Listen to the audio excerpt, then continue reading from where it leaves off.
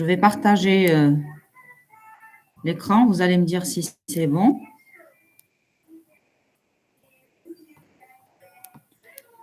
Alors.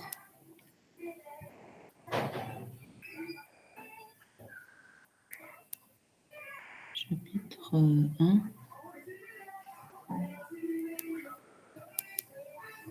Couche 1.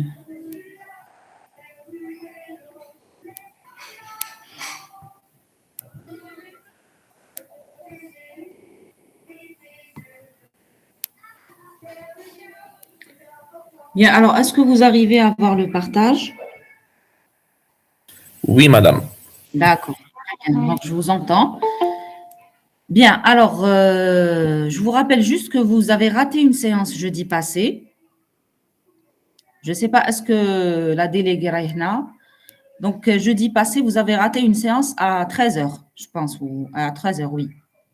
Madame, la dernière fois, je vous ai envoyé un email au prof pour vous dire qu'on ne pouvait pas assister le jeudi. Et votre boîte, elle disait qu'il était impossible de vous envoyer un email. Et la sous-déléguée, elle a essayé de vous joindre par téléphone, elle a essayé de vous appeler et vous n'avez pas répondu. D'accord. Alors, donc, la séance était prévue, elle était prévue à jeudi à 13 heures, c'est ça? Oui, c'est ça. Alors, voilà, marque de touche, puisque au niveau de l'emploi du temps, j'ai vu que vous étiez libre à 13 heures. Madame, c'était parce que c'était chargé. C'était très chargé. On voulait vous proposer une Khonchitoura samedi au lieu de jeudi. Écoutez, moi, les samedis, je ne peux pas, sincèrement. Surtout les samedis qui vont venir. D'accord?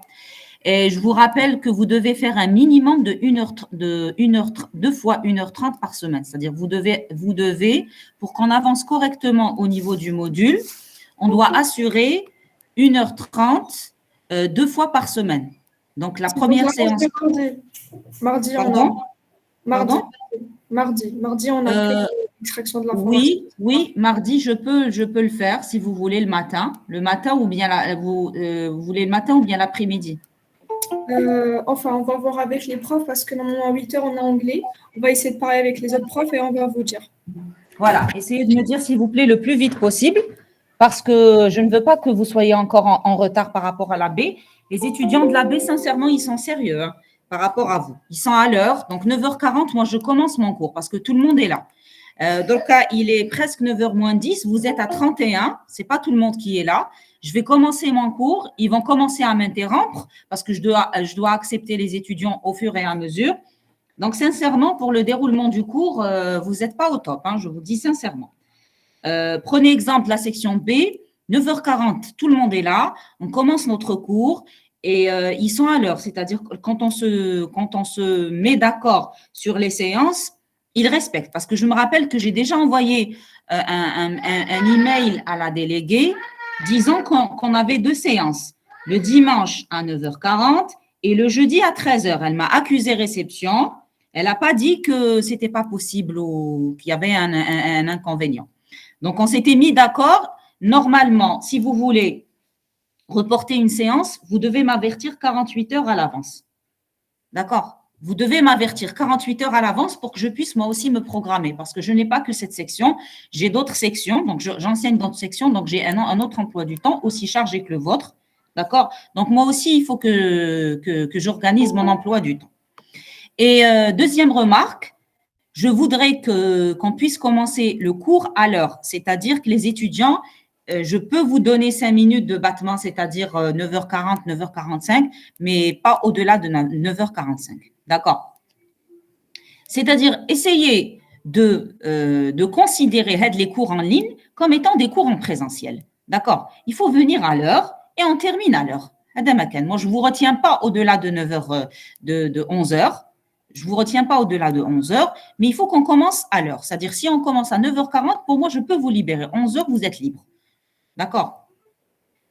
Voilà, donc, les 2 points que je voulais dire le cours. Donc, nous allons sans plus tarder commencer notre cours. Donc, juste, vous allez me tenir au courant par rapport à la deuxième séance. Confirmez-moi, essayez de me confirmer d'ici ce soir, au maximum demain, concernant la séance de mardi. D'accord? Si vous n'arrivez pas à trouver un créneau le mardi, je préfère qu'on maintienne celle de jeudi à 13h. Au pire des cas, Bon, jeudi, tout matqara au sabah. Sinon, j'allais vous dire assister à la section B jeudi à 11 heures. Mais vu que déjà qu'ils sont en avance par rapport à une séance, donc déjà, il faut qu'on rattrape cette séance. Donc, voilà. Donc, je vais demander à mademoiselle Meki de me confirmer le mardi. Donc, confirmez-moi d'ici ce soir la séance de mardi. D'accord, madame. Bien, voilà, très bien. Donc, je vais sans plus tarder continuer donc, le chapitre 1. Donc, nous nous sommes arrêtés au niveau des métriques ou là, des caractéristiques d'un canal de transmission. Donc, je préfère revenir dessus, donc faire un petit rappel et revenir dessus brièvement. On avait dit que la première caractéristique qui concerne un canal de transmission, donc n'oubliez pas aussi, s'il vous plaît, d'enregistrer la séance. D'accord? Un étudiant, s'il vous plaît, doit se porter volontaire pour enregistrer la séance. Et je vous invite aussi à mettre toutes les séances du module réseau dans un drive. Comme ça, quand vous devez faire des révisions ou là, vous devez revenir sur un point que vous n'avez pas compris ou là, vous avez toujours les enregistrements vidéo, donc vous pouvez les consulter. D'autant plus qu'on va traiter des exercices en ligne. Donc, en présentiel, c'est vrai qu'on va traiter des exercices, mais on va aussi traiter des exercices en ligne. D'accord? Donc, à l'approche des examens, beaucoup d'étudiants me disent, Madame, donnez-nous un fichier numérique qui contient la solution des exercices. Ben, j'ai pas de fichier numérique. Les exercices, on va les faire ensemble, au fur et à mesure, en ligne ou là en présentiel. Donc, il faut apprendre à prendre note. Même en ligne, il faut que vous preniez note et gardez trace de ce que je dis. Donc, en vidéo ou là, faites des captures d'écran. Quand vous voyez que le point est important, essayez de prendre note, faites des captures d'écran ou là, carrément, organisez-vous. Donc, j'invite la déléguée à faire un drive où vous allez organiser donc, des dossiers. Mettez un dossier. C'est déjà fait. C'est déjà fait. Oui, elle est en train de s'enregistrer. Très bien. OK. Donc, juste envoyez-moi le lien. Madame, s'il vous plaît, j'ai vu la vidéo qu'ils ont. دقيقة mademoiselle عثماني اسمحي لي دقيقة دوك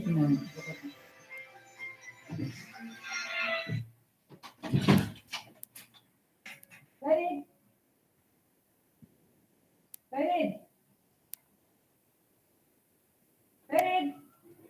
téléphone.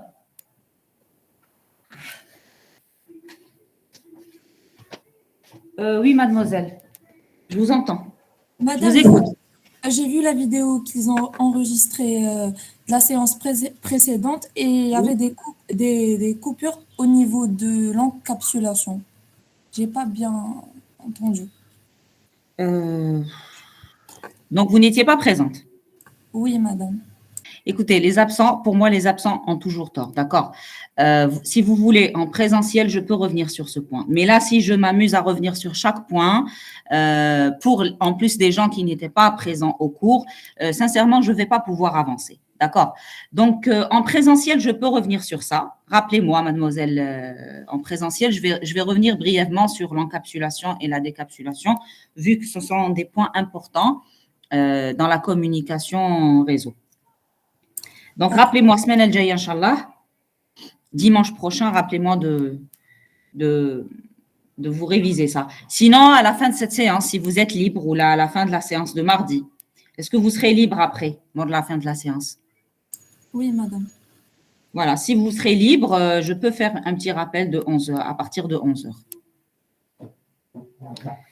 Voilà, donc il faut juste me rappeler. Très bien. Donc, voilà, donc vous allez faire l'enregistrement de la vidéo. Alors aussi, je pense que j'ai envoyé un fichier chapitre 0. Est-ce que je vous ai envoyé le chapitre 0 en Word avec les diapos? Oui, madame. Il y a tout un détail sur l'encapsulation et la décapsulation. Je ne sais pas si la drap là encore à le cours ou là, mais c'est très bien expliqué au niveau du support de cours. Donc déjà, commencez par le lire. D'accord? J'ai vu le PDF, mais quand vous avez expliqué, c'était plus détaillé. Oui, ce n'est pas un PDF. J'ai envoyé un fichier Word. J'ai envoyé un PDF, d'accord? Et j'ai envoyé un fichier Word qui contient l'explication de toutes les notions que nous avons vues au niveau du chapitre 0, notamment l'encapsulation et la décapsulation. Vous avez le cours, c'est-à-dire que je vous ai envoyé le cours. Le Pardon, on a cours. reçu un PowerPoint comme celui-là. Là, là, j'ai envoyé aussi un fichier Word. Est-ce que vous avez reçu le fichier Word? Non, madame, je ne l'ai pas vu. Non, madame, on a reçu غير زوج. Le واحد en PowerPoint ou l'autre Hein? en Word. C'était le Eh, chapitre 0. Il y avait voilà. aussi fait la première partie de la couche physique. Mais je suis à Bork. Non, quelle est la transmission de données à la fin du chapitre 0? Donc, nous partagez la transmission de données à travers le modèle OSI. Donc, je vais la partager tout de suite. Donc, tu vois. Alors, je vais la partager. Mais je trouve qu'il y a une explication de la transmission au niveau de l'OSI. Attendez. Ah, le chapitre 1, chapitre 0. Voilà. Alors, je vais le mettre en jaune. Mais je trouve le point. Il explique comment les données sont transmises au niveau du modèle OSI. Donc, je lis, le processus émetteur remet les données à envoyer au processus récepteur, à la couche application, qui leur ajoute un en-tête d'application, AH, ce qu'on appelle aussi des headers, éventuellement nuls. Le résultat est alors transmis à la couche présentation. La couche présentation transforme alors ce message et lui ajoute ou non un nouvel en-tête. La couche présentation ne connaît et ne doit pas connaître l'existence éventuelle de AH pour la couche présentation, etc. Donc, les données atteignent alors la couche physique qui va effectivement transmettre les données au destinataire. À la réception, le message va remonter les couches et les en-têtes sont progressivement retirés jusqu'à atteindre le processus récepteur. Et vous avez là le schéma qui explique l'encapsulation et la décapsulation. Donc là, le concept important est le suivant. Il faut considérer que chaque couche est programmée comme si elle était vraiment horizontale, c'est-à-dire qu'elle dialoguait directement avec sa couche paire réceptrice. Au moment de dialoguer avec sa couche paire, chaque couche rajoute un en-tête et l'envoie. Voilà. Ensuite, vous avez l'avenir du modèle OSI.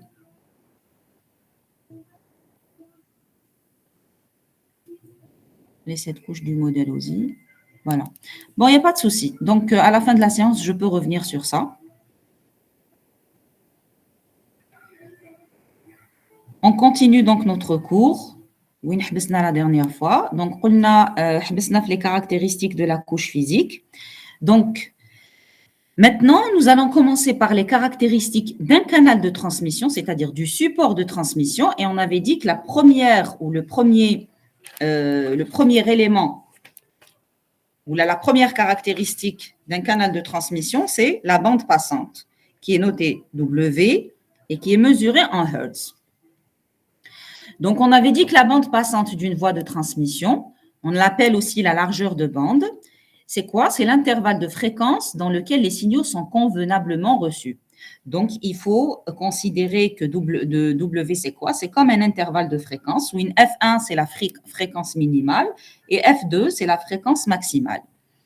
Et donc, W est défini comme étant F2 moins F1.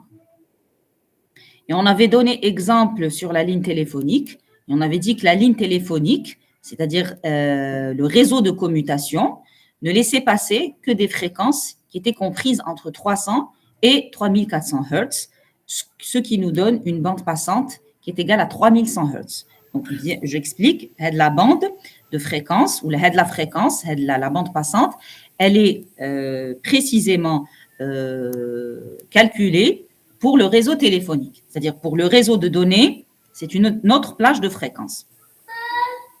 Madame, oui. Est-ce que c'est important de connaître la fréquence minimale et maximale ou bien connaître la bande passante est suffisante dans la plupart des cas réels? Oui, dans la plupart des cas, il faut connaître W. Vous allez voir pourquoi. Parce que grâce à W, on pourra calculer la capacité d'un support de transmission. Donc, je vais y arriver. Donc, c'est important de connaître F1 et F2. C'est-à-dire qu'en termes de calcul, c'est W qui nous intéresse. Maintenant, pour d'autres raisons, peut-être, je ne sais pas, ça serait important aussi de connaître la plage de fréquence.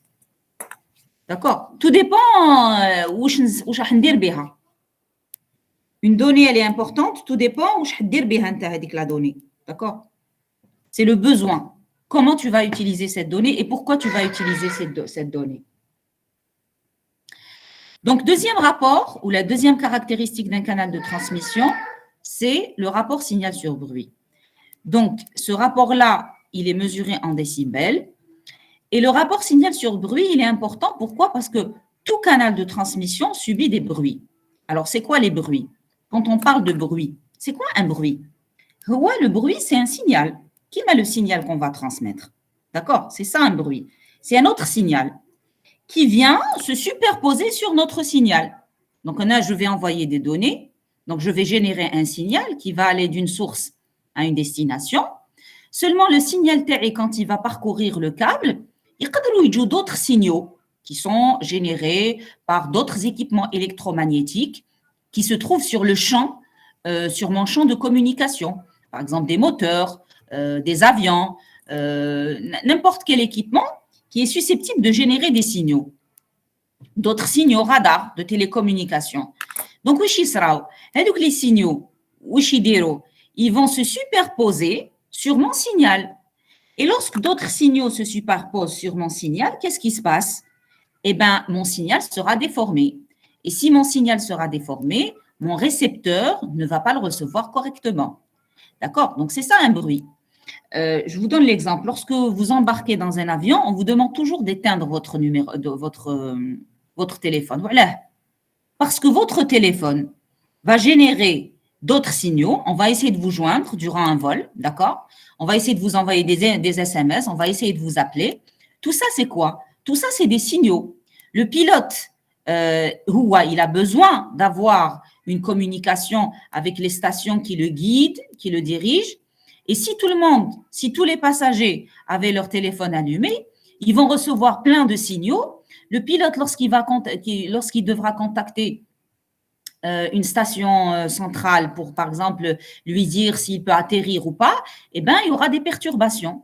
Donc, la communication entre le pilote et la station de centrale ne va pas se faire correctement. C'est pour ça qu'on vous demande en général d'éteindre les téléphones portables. C'est-à-dire, même si les fréquences que vous utilisez Ntouma ou les fréquences qu'utilise peut-être le pilote ne sont pas, vous n'êtes pas dans le même couloir. Ou il a un couloir, en Ntouma, vous avez un autre couloir.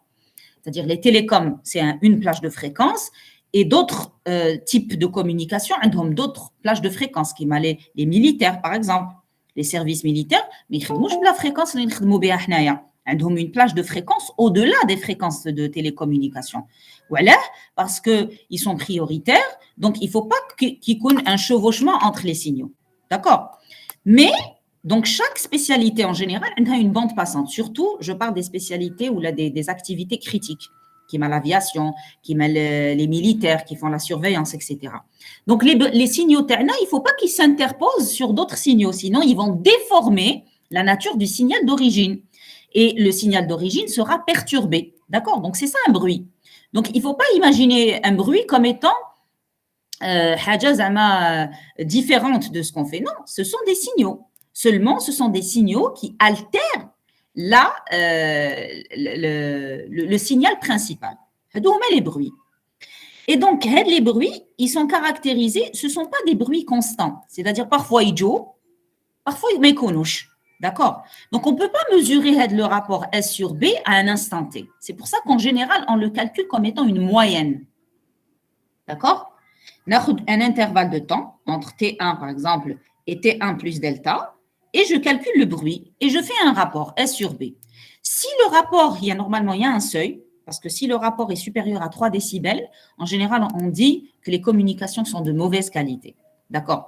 Maintenant, si le rapport S sur B est inférieur à 3 décibels, d'accord, on dit que ça peut passer pour les communications téléphoniques. Madame, oui. le rapport, monsieur, il doit être grand. Madame, le signal, il doit être plus grand que le bruit. Oui, il y a plus le bruit qu'on kbir, plus le rapport S sur B qu'on serait. Ou plus. Donc, le rapport, il doit être grand. Oui, parce que le bruit, les qu'on serait. Donc, le rapport, le S, les toujours il kbir à la B. D'accord. Et pour le canal de transmission, lui-même, il a son propre bruit. Il va générer quand même un bruit dans tous les sens. Oui, il peut générer un bruit, oui, effectivement. Il peut générer un bruit. Il peut être mal posé. Par exemple, au lieu d'être posé de manière droite, il fait des courbures. Et tout ça, ça peut générer des bruits au niveau du même support de communication. Exactement. C'est-à-dire le bruit n'arrive pas toujours de l'extérieur. La plupart du temps, les bruits arrivent de l'extérieur, les bruits qui alternent le signal. Mais on peut avoir aussi des bruits qui sont causés par le canal de transmission lui-même, oui. À la DAC, en général, on fait ce qu'on appelle, comme vous avez vu en TP, on assure le blindage des fils électriques, des fils en cuivre. On assure que la pose du câble soit correctement faite, c'est-à-dire pas de courbure, pas trop de courbure, etc., pour que le signal arrive, donc, pour que le signal ne soit pas altéré. Voilà. Maintenant, pourquoi on s'intéresse à ce rapport S sur B? Parce que tout simplement, grâce à la bande passante et grâce au rapport S sur B, on peut calculer ce qu'on appelle la capacité d'un signal. Et donc là, on présente ce qu'on appelle la formule de Shannon. Donc, Shannon est un scientifique qui a établi donc cette formule qui permet de calculer la capacité d'un canal de transmission. Qu'est-ce qu'il dit, Shannon? Il dit que la capacité d'un canal de transmission, elle est égale à son débit maximal, la performance maximale d'un canal, et elle est mesurée à l'aide de ces deux valeurs, la bande passante et le rapport S sur B. La capacité d'un signal, elle est égale à W, log de 2, 1 plus S sur B. Voilà. Donc, W, c'est quoi? C'est la bande passante qu'on vient de citer, qui est mesurée en Hertz. Et le rapport S sur B, c'est le rapport qu'on vient de citer par rapport au bruit et qui est calculé en décibels. Voilà. Donc, cette capacité, grâce à W et S sur B, on peut calculer la capacité d'un signal. Et c'est quoi la capacité d'un signal, en fait? C'est la quantité d'informations en bits qu'un support peut transmettre en une seconde. Alors, je vais tout de suite passer à la notion de débit et expliquer après la différence entre le débit et la capacité. Donc, le débit binaire, c'est quoi? Par contre, il y a deux points, il y a une nuance. La capacité, c'est une caractéristique d'un canal, du câble, si on veut. La capacité, c'est une caractéristique du câble.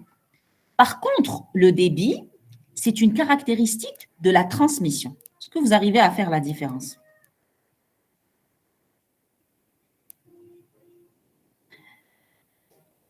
Bon, on va arriver à la différence juste après.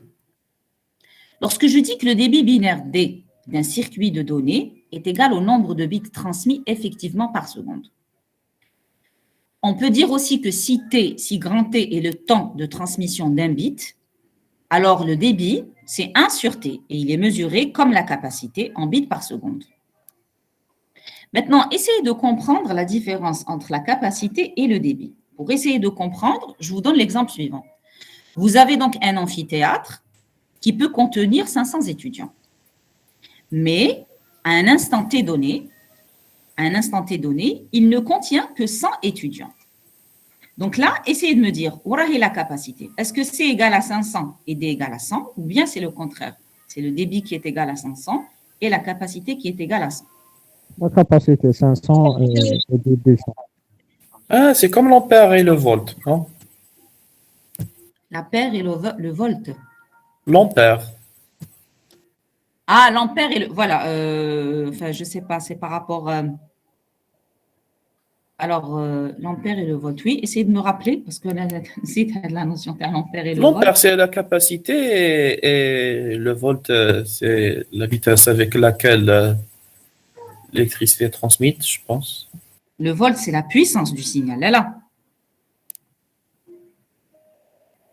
Qui est signal 220 volts. C'est la puissance du signal. Le signal électrique a 220 volts. Peut-être, je ne sais pas. Moi, je suis... L'essentiel, je vous donne un autre exemple. Par exemple, vous êtes en train d'organiser un dîner et où vous avez besoin, par exemple, d'une salle de 200 personnes. Donc, vous allez dire, j'ai besoin d'une salle de 200 personnes pour faire un dîner. Donc, celui qui organise les fêtes, il vous dit, très bien, cette salle, elle peut contenir 200. Donc, la capacité de la salle, c'est 200. Par contre, quand vous allez faire votre dîner réellement, qui dit le dîner, il dit, comme par exemple, 150 personnes. Voilà. Donc, 150, c'est le débit. C'est la quantité d'informations qui est effectivement transmise par seconde. Dans le cas réel. يعني réellement, à un instant T, nous allons mesurer la quantité d'informations qui est transmise sur un canal, نلقاها, par exemple, 100 bits par seconde. Mais en réalité, ce même canal de transmission, il peut supporter jusqu'à 500 bits par seconde. C'est-à-dire la différence entre la capacité et le débit. La capacité, oui. Donc, par exemple, si on veut faire l'analogie, par exemple, si on a un abonnement ADSL, par exemple, on dit que le support ADAC maximum, c'est 20 mégabits par seconde. Et moi, je Oui. choisis un abonnement de 4 mégas.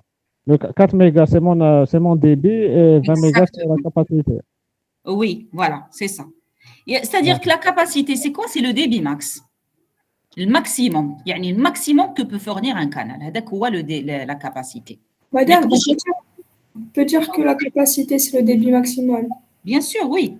Et Shannon, la formule de Shannon, ce que je venais de dire tout à l'heure, Shannon, qu'est-ce qu'il dit? Il dit que la capacité d'un canal, c'est son débit maximal. C'est-à-dire ça, le débit, il يهبط تحت la capacité. Mais le débit ne peut jamais être supérieur à la capacité. D'accord? On dit que la capacité est supérieure ou égale au débit. Toujours. La règle, elle dit que la capacité d'un support, elle est toujours supérieure ou égale à un débit. Mais le débit ne peut jamais dépasser la capacité. Le débit qui compte top, il sera égal à la capacité. C'est clair? C'est clair pour cette notion de débit et de capacité pour qu'on passe à autre chose? Oui. Très bien. Oui, madame. OK. Donc, à présent, on va passer. Donc, pour le moment, on a vu donc les caractéristiques d'un canal de transmission. Je fais la bande passante, le rapport S sur B, je fais la capacité. Ou je fais aussi le débit, même si on dit que c'est le débit en général, ce n'est pas une caractéristique du canal. La capacité, il y a les caractéristiques du canal. Le débit, c'est une caractéristique de la transmission. Parce qu'à un instant T, la transmission, le débit taha, il est égal à temps. D'accord? Maintenant, on va passer, si vous voulez, aux caractéristiques de la transmission elle-même. Les caractéristiques de la transmission elle-même. Ça veut dire qu'on a une transmission, il y a un signal qui est transmis entre une source et une destination. Et je vais définir les caractéristiques de ce signal-là. Donc, première caractéristique, c'est la valence. C'est quoi la valence? Alors là aussi, je vous demande de vous concentrer un petit peu parce qu'on va énoncer plusieurs définitions جدد. Donc, vous devez quand même être concentré. La valence d'un signal, نرمزولها V. La valence V d'un signal, c'est quoi? C'est le nombre d'états électriques que peut prendre ce signal. Le nombre d'états électriques que peut prendre ce signal. Alors, vous avez un graphe devant vous. Essayez de me dire dans ce graphe-là que vous avez devant vous, quelle est la valence de ce signal, c'est-à-dire combien d'états électriques vous avez dans ce signal carré. Vous avez une transmission numérique, hein, c'est un signal carré. 2, madame. Est-ce que tout le monde est d'accord pour 2? Oui. Tout le monde est d'accord pour dire que dans cette transmission, on a 2 valeurs de tension, 2 états électriques possibles. D'accord? Nous avons l'état 0 volt qui représente tous les bits 0 et nous avons l'état 1 volt, non, V volt. Bon, qui fait un autre état. Il y a un mktoub 1 ou mktoub V, donc je ne sais pas qu'est-ce qu'on... L'état V volt pour lequel on représente le bit 1. Voilà. Donc, le signal HADA, la valence d'y aller, elle est égale à 2. J'ai une valence qui est égale à 2 parce que je n'ai que 2 états. Je représente le bit 0 et je représente le bit 1 par 2 valeurs de tension. 2 valeurs de tension. Voilà. Donc, lorsque la valence est égale à 2, on dit que nous avons un signal bivalent. D'accord? S'il vous plaît, prenez note. Hein. Même s'il y a tout dans les diapos, prenez note. Ça va vous permettre de, quand vous allez réviser, ça va vous permettre de retrouver quand même certaines notions. Donc, on a le schéma اللي عندنا هنايا, la valence تاعنا, elle est égale 2 parce qu'on a 2 valeurs de tension et on dit que nous avons un signal bivalent. Madame, Alors, nous est-ce que c'est un signal analogique, une transmission analogique? Comment on va y faire arriver, ça? monsieur. Monsieur, on va y arriver. D'accord? D'accord. On va y arriver. Une double signal électrique parce qu'il est plus simple. On va le signal analogique. D'accord. Maintenant, on passe à la deuxième caractéristique d'une transmission, c'est la vitesse de transmission ou ce qu'on appelle la rapidité de modulation. Alors, deuxième notion que je vais introduire, c'est la rapidité de modulation. Alors, elle est notée R, oui. Hein? La rapidité de modulation, elle est notée R et elle est égale à 1 sur delta. Alors, c'est quoi delta? Donc, deuxième notion, c'est R. C'est quoi R? C'est la rapidité de modulation. L'insimoha aussi la vitesse de transmission. Et elle est mesurée en Bode. Alors, c'est qui Bode? C'est un chercheur. D'accord? Bode, c'est le nom du chercheur qui a défini cette métrique. Alors, شوفوا مليح, la rapidité R, واش تساوي 1 sur delta. C'est quoi delta? Alors, on définit delta comme étant le moment élémentaire. C'est un état. D'accord? Le delta, c'est quoi? C'est un état. Nous aussi le moment élémentaire. Ou parfois, dans certains ouvrages, ils notent T. Donc, il a deux notations possibles, le moment élémentaire. Des fois, il se moque delta. Des fois, il petit t dans les ouvrages. Qu'est-ce qu'il représente, ce moment élémentaire? Il représente la plus petite portion de temps où le signal échangé entre deux ETCD est constant. D'accord? Donc, je répète, il représente la plus petite portion de temps où le signal est constant. Et qu'est-ce qu'il contient, cet état? Il contient un nombre d'informations, les huma des bits, qu'on appelle n bits. Donc, je répète, la rapidité R, la rapidité de modulation, c'est 1 sur delta. Delta, c'est quoi? C'est le moment élémentaire, c'est-à-dire la plus petite portion de temps où le signal est constant. Et le delta comprend ou la contient un nombre de bits qui sont envoyés, c'est-à-dire un D, n bits qui sont envoyés par delta. Chaque delta va être n bits. Alors, avant d'avancer, nous lire l'image précédente. Quel est le moment, si je dois déterminer le moment élémentaire le graphe, alors, il va correspondre à quoi?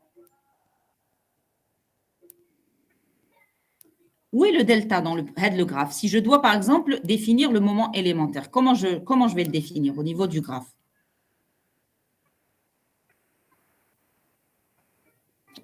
C'est quoi le delta? Seconde, la milliseconde. Une valeur. Parce qu'on ne connaît pas les valeurs du graphe. Il correspond à quoi? Une unité. Très bien. Il y a le delta dans le graphe. Il correspond à une unité. Je mets une unité, on dit un couloir. Tous les couloirs, un couloir, c'est delta. Finalement, le delta, il correspond à quoi? Le temps qu'il prend pour le signal il soit échangé. Tout le signal? Non, sauf le temps mini le couloir avec 1. Très bien. Un bit. Très bien. C'est le temps que je te mets un bit. Très bien. Donc, le delta, c'est le temps nécessaire pour envoyer un bit. D'accord? Donc, le n, il est égal à combien? 6. Le n, la quantité d'informations envoyées. Un bit. Très bien. Alors, le n, il est égal à 1. Alors, on a de la valence, la formule de la valence. Où je تساوي la valence? تساوي 2 à la puissance n. كتبوها la formule. V, la valence V, تساوي 2 à la puissance n. N, ou بعد من التحت واش تكتبوا؟ اكتبوا n étant le nombre de bits envoyés par delta. Tout le monde va écrire ça. Il va écrire que la valence V, c'est 2 à la puissance de n. Donc, c'est des puissances de 2. La valence, c'est toujours des puissances de 2.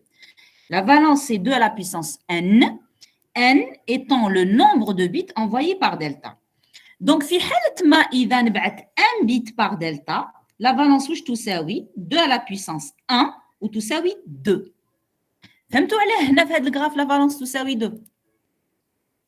وقبل كي بدينا هاد لا ديابو قلنا لا فالونس تساوي 2 بلا ما نفهموا قلنا وعلاه لا فالونس تساوي 2 قلنا باسكو عندنا دو زيتا لو نومبر ديتا عندنا دو زيتا عندنا الزيرو وال1 صح ومن بعد فهمنا باللي لا فالونس هي 2 à la puissance n étant le nombre d'états envoyés par delta donc فهمنا وعلاه 2 parce que le n est égal à 1 donc 2 à la puissance 1 c'est 2 donc nous avons deux états pour la valence donc le nombre d'états différents possibles dans un signal, il est dit valence. C'est ça la valence d'un signal. Finalement, donc la valence d'un signal, c'est quoi? C'est le nombre d'états possibles et différents contenus dans un signal. Et quelles sont les valeurs possibles pour n?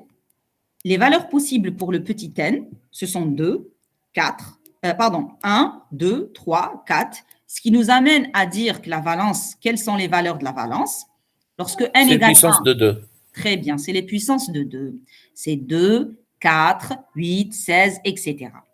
Et donc, on dit que le n, finalement, la quantité d'informations transmises par delta, on peut la donner par la formule log de 2 de V.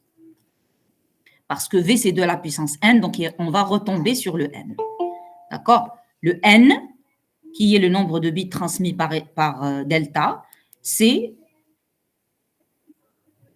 log 2 de V.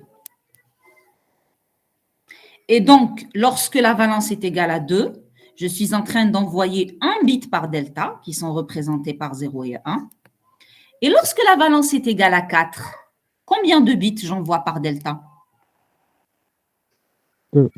2. Voilà. Lorsque la valence est égale à 4, 4 est égal à 2 à la puissance 2. Donc, on envoie 2 bits par delta. Je connais les 2 bits. C'est les combinaisons de 2. C'est qaima. On va faire toutes les combinaisons possibles de 2 bits dans l'intervalle ou dans le majmoua, dans le groupe 0,1. Quelles sont les deux combinaisons possibles avec la valeur 0 et 1? Donc, nous avons le 0, 0, le 0, 1, le 10 et le 1, 1. Et donc, on met les combinaisons possibles de 0 et de 1. D'accord? On va faire un petit exercice pour comprendre cette notion. Oui? Le delta, on peut le sortir uniquement graphiquement. C'est la façon... Oui, en général, on dit le graphe. Soit il est donné, ça veut dire l'énoncé comme votre delta, il est égal à temps. À ce moment-là, vous allez calculer le R. Dès que vous avez le delta, vous allez calculer le R. Mais si on ne vous le donne pas de manière explicite, si on ne vous le donne pas de manière explicite, vous devez le faire sortir du graphe. Donc, vous allez bien regarder votre graphe. Vous trouvez quel est l'intervalle où l'état du constant, l'état du signal est constant. Pour un signal électrique, comment est-ce qu'on peut dire que le signal est constant? Tant que le signal est sur une valeur de tension, il est constant. Qui baisse la valeur de tension, il est plus constant. Par exemple, le signal qui est 0 volt, qui est 0 volt, le V volt, il est plus constant. Quand 0 volt, on va يطلع. Ou là qui est V volt vers 0 volt, ça veut dire qu'il est plus constant. C'est-à-dire, la notion de signal constant, elle dépend de la valeur de la tension. Qui نبدل كي نروح من tension une autre tension, mon signal il est plus constant. هذا فيما يخص le signal numérique. Parce que le signal numérique هو عبارة عن quoi? هو عبارة عن des valeurs de tension. Je vais sauter entre des valeurs de tension. Le signal analogique, on va arriver. C'est une autre histoire pour déterminer si un signal analogique il est constant ou pas. D'accord. Pour le moment, on a le signal numérique. Alors, on revient à cette notion de débit. Donc, vous vous rappelez, on a introduit le débit tout à l'heure. Et on a dit que le débit binaire, c'était la quantité d'informations, donc ou la quantité de bits qui est effectivement transmis par seconde. Et ici, il y a une relation. On peut définir une relation entre le débit et la rapidité de modulation. En fait, le débit, il est égal à n fois r. N étant le nombre de bits transmis par moment élémentaire. Et en fait, dans le cas où l'on transporte un bit par état, c'est-à-dire dans le cas où notre valence est égale à 2, nous allons retrouver que le débit et la rapidité de modulation ne font qu'un. C'est-à-dire dans le cas où la valence est égale à 2, le débit il est toujours égal à la rapidité de modulation. Et par la même occasion, nous allons introduire le théorème de Nyquist. Alors, Nyquist, qu'est-ce qu'il dit? Il dit que si un canal de transmission a une largeur de bande W, la rapidité de modulation maximale admissible sur ce canal est égale à 2 fois W. Donc, la rapidité de modulation d'un canal est toujours limitée par 2 fois sa bande passante. D'accord? C'est-à-dire que R est inférieur ou égal à 2 fois W et la rapidité maximale aussi est égale à 2 fois W. C'est le théorème de Nyquist qui permet de déterminer aussi la rapidité de modulation. Donc, finalement, la rapidité de modulation, j'ai deux manières pour la calculer. Soit je connais le moment élémentaire et à ce moment, je la calcule en faisant le rapport 1 sur delta. Quoi? D'accord, j'arrive. Ou là, la bande passante d'y aller et donc, je la calcule par 2 fois W. Maintenant, je vais vous donner ce graphe. Pardon, je vais supprimer certaines valeurs. Madame, quelle est la relation entre le Hertz et le Bode? Madame, ils sont présents dans la même relation. On dit que R il est 2 fois inférieur à 2 fois W et W est en Hertz. Oui, une est en Bode, une est en Hertz. Pourtant, R est inférieur à 2 fois W. Je n'ai pas compris votre question. J'ai dit que dans la même relation, on a deux unités différentes. Je dis, ce n'est pas une relation. C'est une limite, si vous voulez. On limite R par 2 fois W. D'accord? Ce n'est pas une relation. Oui, ce que je veux dire, par exemple, R inférieur à 2 fois W. Donc, Bode Oui. inférieur à Hertz. Oui, c'est pas logique. C'est comme si je dis litre inférieur à kilogramme. Oui, mais en fait, non. C'est comme si que tu fais, comme tout à l'heure, entre bits et entre volts et ampères, si tu veux. Tu comprends? Mais entre kilogramme et mètre, là, c'est entre volts et ampères. Qui m'a votre collègue? C'est-à-dire, on parle toujours du même principe. La preuve, parce que le débit qui est en bits par seconde, parfois, il est égal à R, qui est mesuré en baud. Donc, finalement, ce sont deux métriques qui peuvent être égales. Ça, parfois, elles sont différentes. Tout dépend de la rapidité de modulation. Alors, essayez de faire l'exercice. Je vous donne à peu près 5 minutes. Je vous donne ce graphe suivant. Déterminez-moi le V, la valence, le N, le nombre de bits transmis par delta. Le delta, il est donné dans le graphe. D'accord? Déterminez-moi le débit de ce signal et déterminez-moi la taille du message qui est transmise en bits. Je vous donne à peu près 5 minutes pour le faire.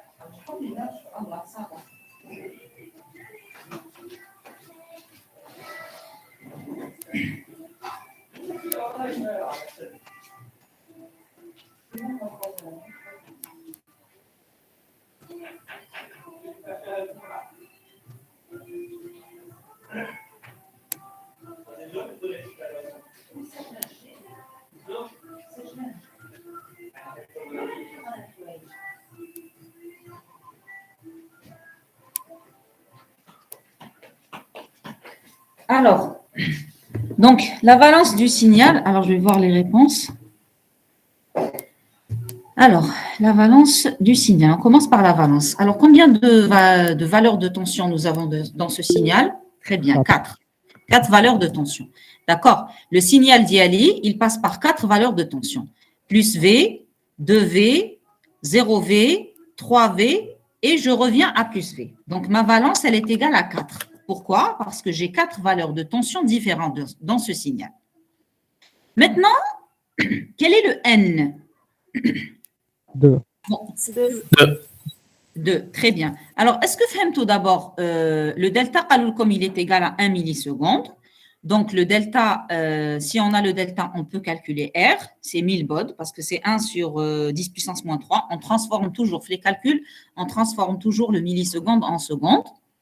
Maintenant, est-ce que Femme tout pourquoi le delta correspond au petit couloir? Pourquoi il ne fait pas plus que le petit couloir? Est-ce que Femme tout là? C'est la plus portion constante.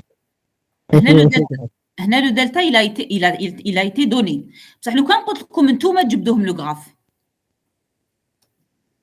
لو كان قلت لكم انتوما تجبدوهم لو غراف, ça va être toujours le même couloir, le petit couloir هكذا. La question que je pose, pourquoi? Pourquoi c'est pas moins que ça? Et pourquoi c'est pas plus que ça? Pourquoi c'est pas plus que 1 milliseconde? Et pourquoi c'est pas moins que 1 milliseconde? C'est Parce que la petite portion égale à 1. Alors oui, quelqu'un, il a parlé du premier couloir, je connais. Madame, moi, j'ai dit que le premier couloir, Oui. c'est le plus petit. Oui. Exactement. Exactement. C'est la bonne réponse. Le premier couloir, celui qui correspond à plus V, la valeur de tension plus V, ou la plus petite portion de temps où le signal est constant. Parce que regardez, le signal est constant pendant 1 milliseconde. Il correspond à plus V. On va dire là, plus 2V pendant 3 millisecondes. On va dire vers 0V pendant 2 millisecondes. Et on va vers plus 3V pendant 2 millisecondes. Et on va vers plus V pendant 2 millisecondes.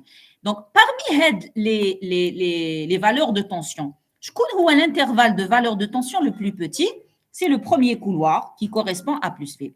Le cas في الgraphe تاعي عندي un autre couloir أصغر من 1 milliseconde, où le signal fait qu'il est constant, et bien je prendrai avec le delta. D'accord? لو كان زعما في الجراف هذا نكمل le dessin تاع الجراف ونخلي لكم un signal constant pendant la moitié d'un couloir. Donc delta يتبدل يولي la moitié d'un couloir. D'accord? Donc le delta retenez bien cette définition du moment élémentaire. Le delta, c'est le moment élémentaire, c'est un petit intervalle de temps où le signal est constant. Dans l'exemple que je viens de citer, le plus petit intervalle de temps correspond au premier intervalle qui correspond à plus V et qui est égal à 1 milliseconde où le signal est constant sur plus V pendant 1 milliseconde. Donc, il va changer de valeur. Donc, très bien. Donc, ici, donc je reviens à la diapo. Donc, on a notre valence est égale à 4 d'après le graphe. D'accord? C'est d'après le graphe.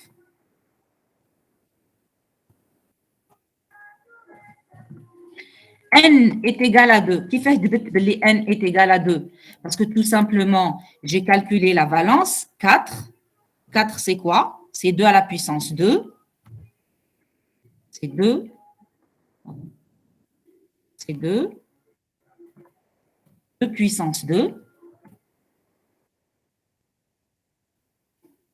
Et donc, le N correspond à 2. Alors, le débit binaire, je vais le calculer par la formule D est égal à R fois N N. fois R. R fois N. Oui. Oui, je vous ai. لو كان ما درناش الفي اذا ما درناش الفي كيفاش ما تقدرش تعرف الان في هذا الجراف ما تقدرش لو كان ما عندكش لا بالانس ما تقدرش تعرف الان في هذا الجراف باسكو ما يحتاج تجبد لا كونتيتي لو كان ما هنا سي غراس ا لا بالانس que tu arrives à dire que tu envoies 2 bits par état نجبدوها من دي ايكال ار فوا نديرو دي على ار j'ai pas compris دي ايكال ار فوا ان D égale N fois R. هذه c'est une formule. وش بيها؟ منا نجبدو ان اذا ما عندناش في بصح لازم وي تقدر بصح نو لازم يكون عندك لو دي بي ويكون عندك ار فهمتني؟ وي باش تجبد ان لازم يكون عندك لو دي بي ولازم يكون عندك ار عطاوها لنا سي 1000 بود بصح لو دي بي ما عندناش لو ديبي دوك حنا حنحسبوه بالان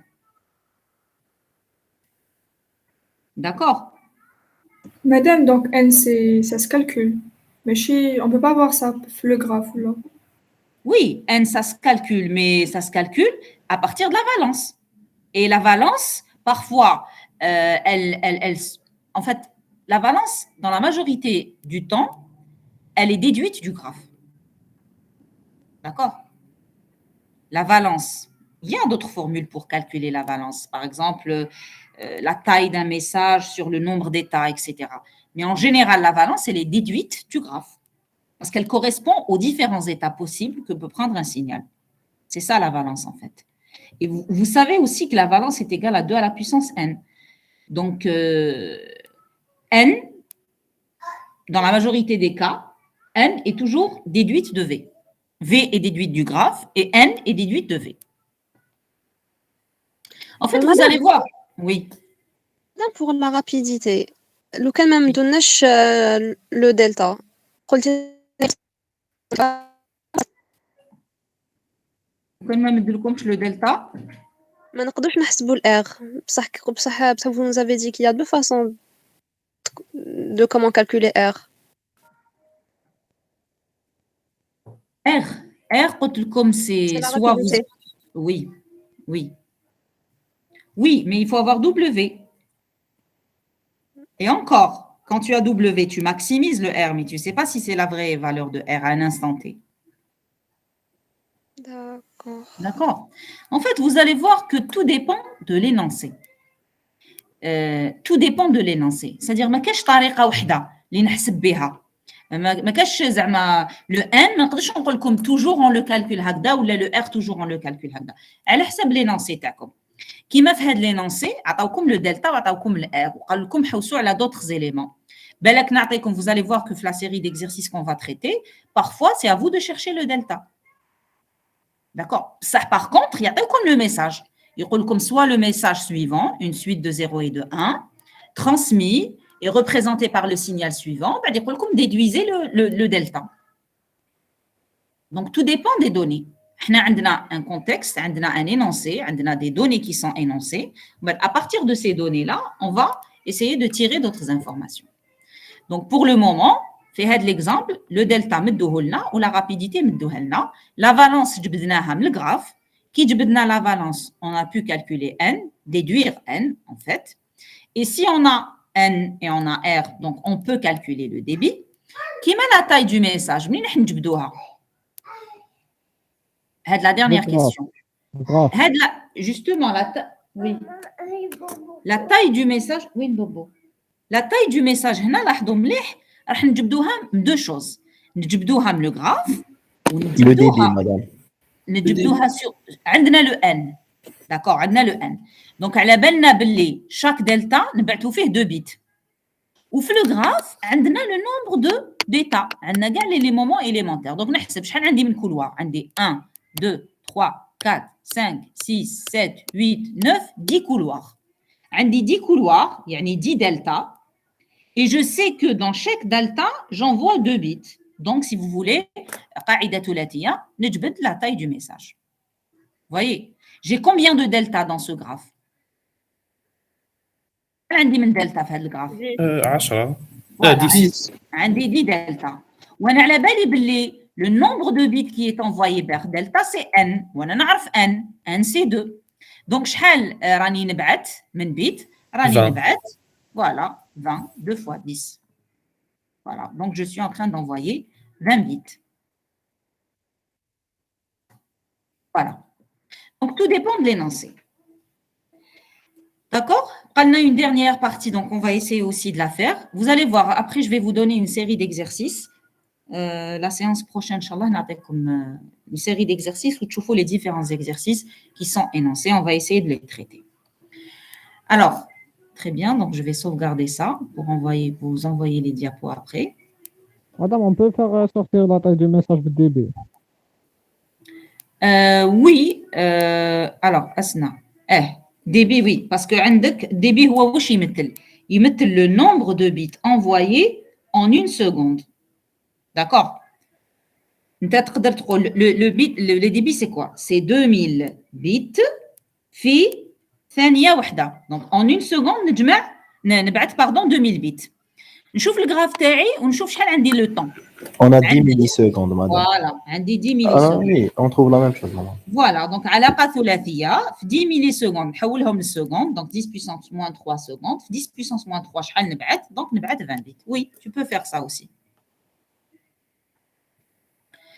Bien. Alors, dernière caractéristique d'une transmission que nous allons voir aujourd'hui, c'est le temps de transfert. C'est quoi le temps de transfert?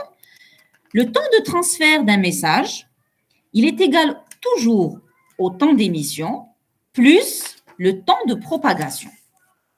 Alors, هذه هي القاعدة اللي نحسبوا بها le temps de transfert. Le temps de transfert d'un message, c'est le temps de l'émission plus le temps de propagation.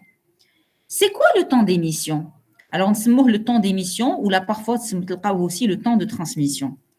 Le temps d'émission, il dépend du débit binaire. Le débit binaire.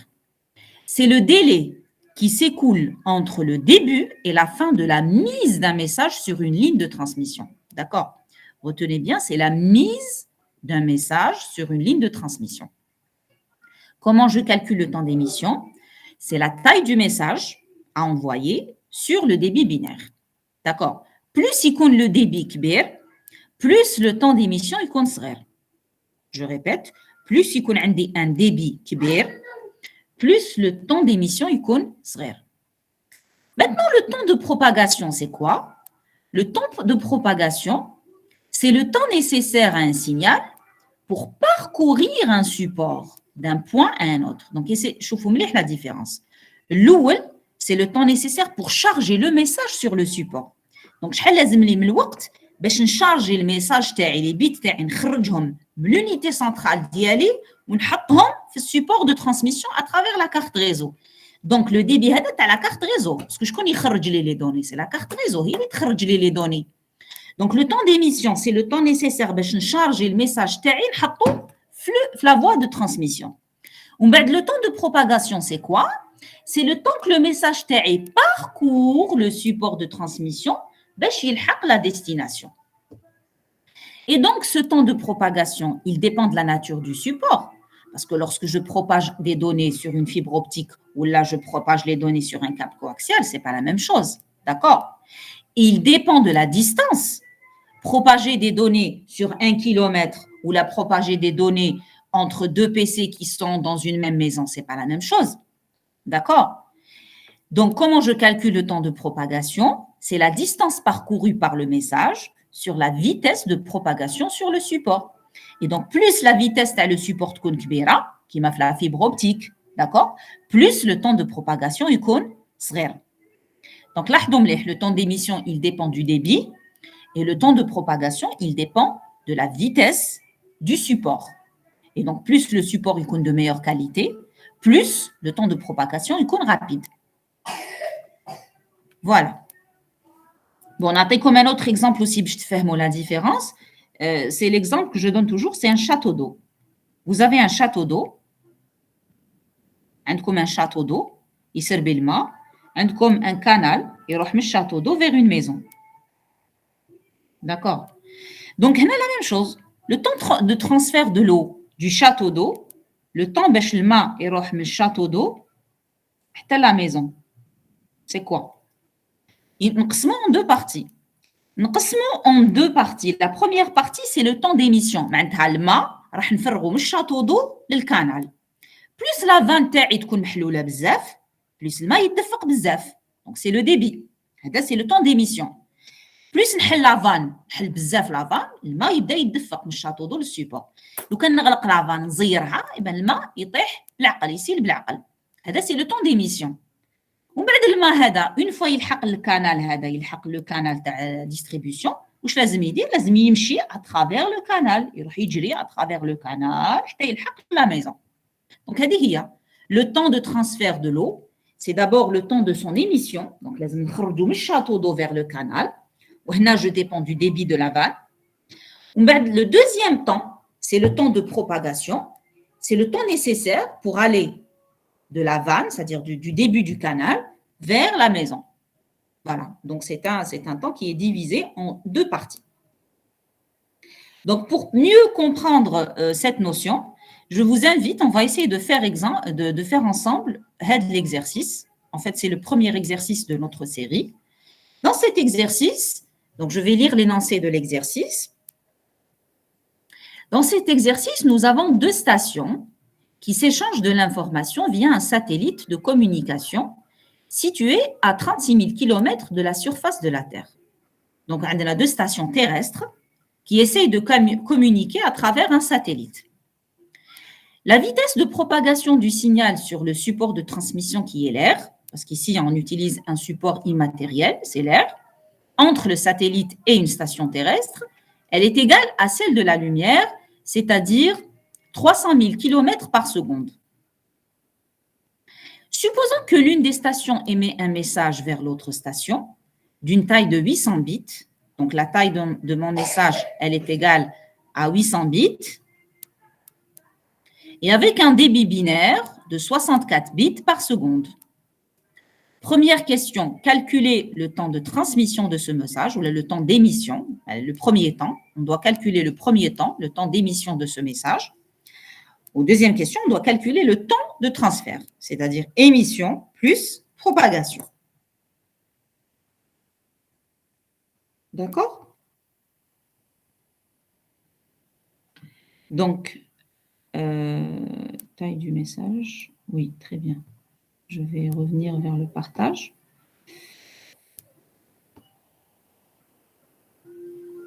Annuler.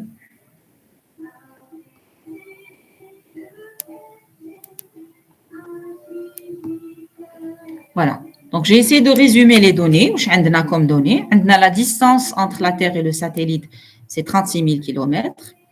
On a la vitesse de propagation, c'est 3,10 puissance 5 km par seconde. On a le débit qui est donné en kilobits. Alors, on a toujours, retenez, quand vous faites les transformations TERCOM, retenez toujours que 1 kilobit, c'est 1024 bits. Toujours, hein. Même si vous trouvez parfois sur Internet que 1 kilobit, c'est 1000 bits, les 1000 bits, c'est une approximation. Ce n'est pas vrai, c'est faux. En fait, le 1 kilobit, c'est 1024 bits. En fait, l'histoire de 1024 et 1000, je vais vous l'expliquer. Avant la notion de bit, l'information qui est calculée par bit, elle était calculée juste par les informaticiens, les gens du domaine. Donc, d'ailleurs, je pense que قريتو هاد les notions, le module structure machine, qu'on a normalement قريتو هاد les notions. Bit, kilobit, etc. Donc, la notion de bit, elle est devenue, tout le monde manipule les données, d'accord? Même si c'est des gens qui ne sont pas informaticiens, ils يحسبوا les données, ils يحسبوا le débit, ils يحسبوا plein de choses. Donc, les gens, enfin les scientifiques, si vous voulez, ont essayé de normaliser la chose. À 1 kilobit, je ne les calculs. Bon, 1 kilobit, c'est 1000 bits. On ne va pas donner le détail avec les 24 bits. Donc, 1 kilobit, c'est 1000 bits. 1 mégabit, c'est toujours des 10 à la puissance. D'accord? Mais, en tant qu'informaticien, on doit respecter les choses telles qu'elles sont. Donc, toujours, les calculs TACOM, le kilobit, c'est 1024 bits. D'accord? Ce n'est pas 1000 bits. Et je vous dis, même si vous trouvez sur Internet que 1 kilobit, c'est 10 puissance 3 bits, non, vous allez prendre le 1024 bits. Voilà. Donc, essayons de calculer le temps d'émission. Comment on fait pour calculer le temps d'émission? 800 divisé par 64 kilobits. Donc, le temps d'émission, je connais qu'on a un le débit.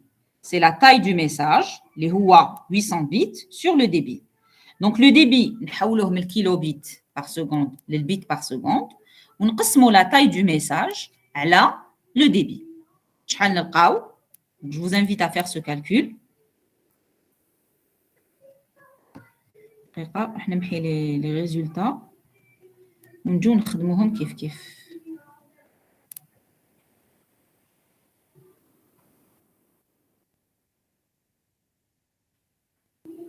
هنا aussi, je vais filmer ça. Donc, نعاود نactiver le partage.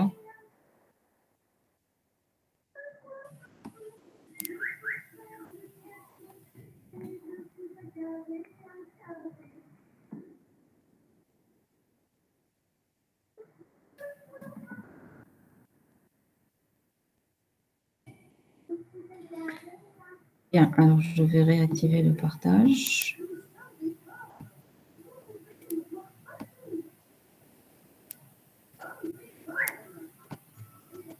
OK.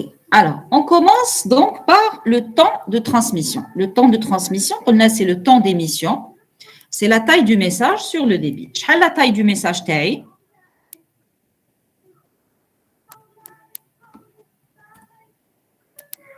Alors, le temps d'émission, le temps de transmission, c'est 800 bits normalement. D'accord, 800 bits, on dit 800 bits, que je dois diviser par 64.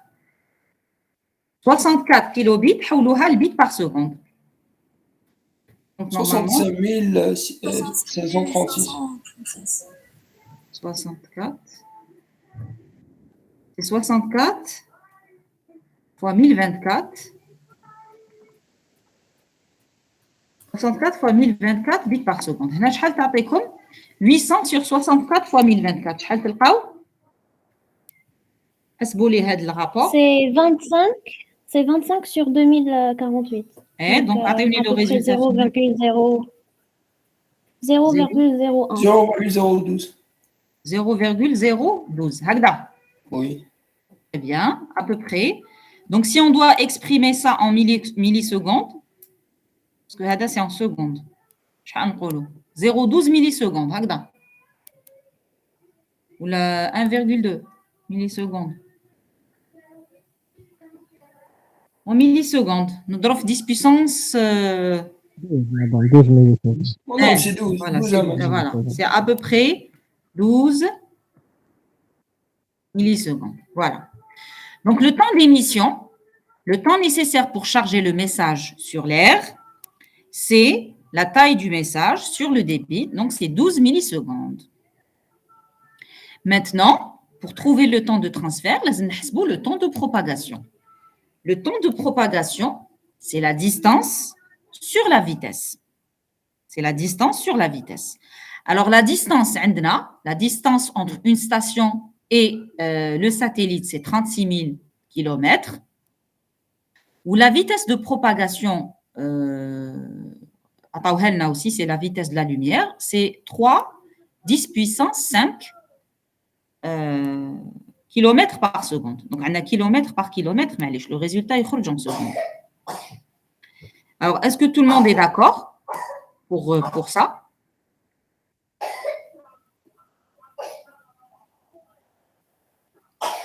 C'est 36 000 sur 3 fois 10 puissance 5. Tout le monde est d'accord? Oui. Tout le monde est d'accord? Je répète encore une fois. Oui, madame. Eh bien non, c'est faux. Il y a un problème ici.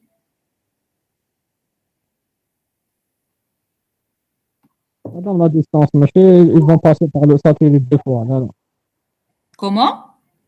La station là, déjà satellite 36 000 km, on va comme satellite à l'autre. Très bien. Très, très bien. Donc, comment se fait la communication avec le satellite? Je reviens sur la diapo. Donc, on multiplie نروح par la 2. première station. نروح للساتellite. ومن بعد نولي من الساتellite vers la deuxième station. Donc, هنا واش راح يصرى؟ Aller-retour, on multiplie la distance par 2. Exactement. Il faut multiplier la distance par 2 parce que je dois faire d'abord un premier aller de la première station vers le satellite. Message تاعي راح يروح vers le satellite. ومن بعد le satellite, من الساتellite يعاود يهبط vers la deuxième station. Donc هنا la distance, je la parcours 2 fois. D'accord? Ici, je parcours la distance 2 fois. Donc attention, ici, la distance que je dois considérer, c'est 2 fois 36 000 km. D'accord? Madame, on ne calcule pas le temps d'émission, mais satellite vers la deuxième station. Alors, le temps d'émission, c'est comment charger le message, la station Lula, vers le support. Parce que Lula, il est le deuxième, je vais recevoir. Une fois le satellite recevait le message, il ne va pas charger le message. Très bien.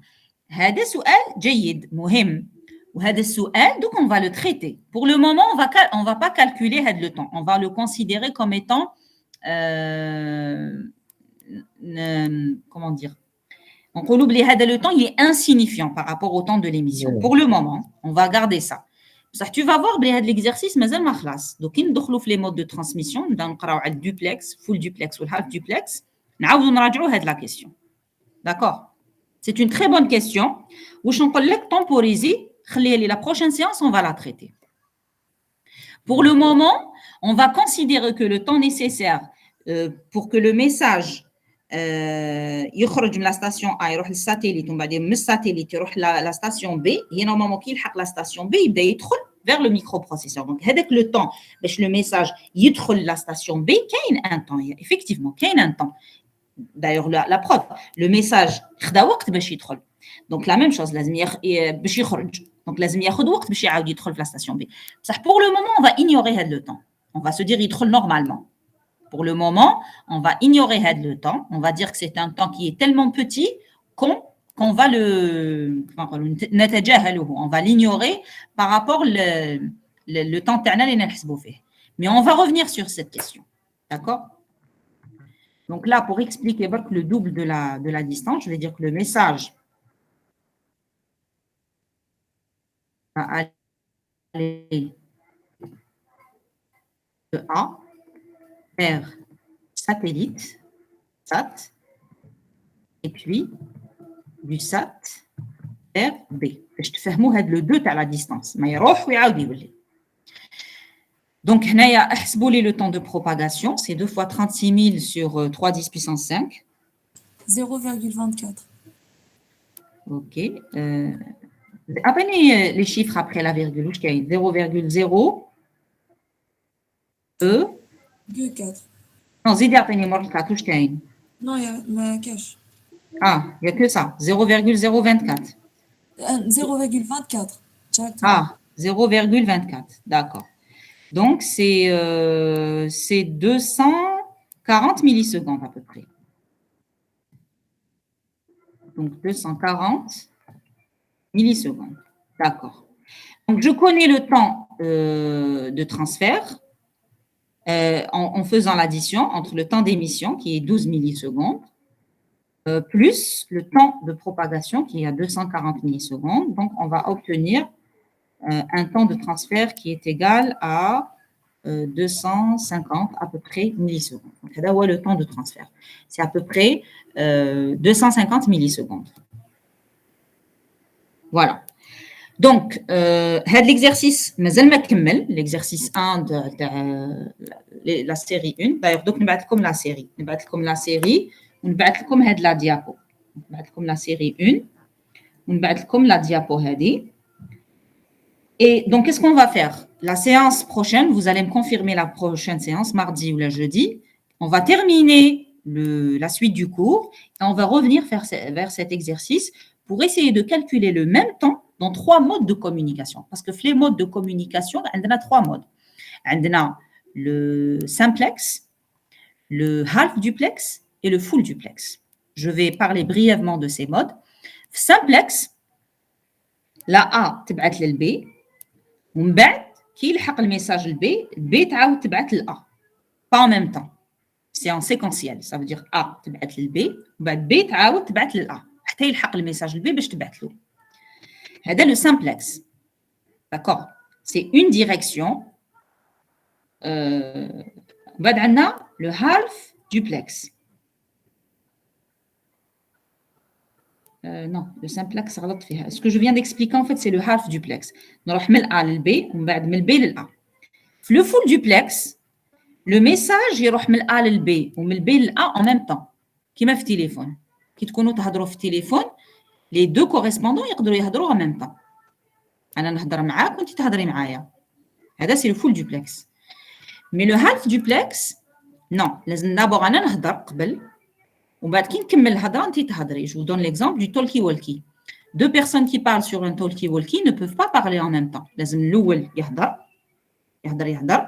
وبعد كي يكمل يهضر هو le deuxième يعاود يريبوندي للأول. Ça c'est du full duplex.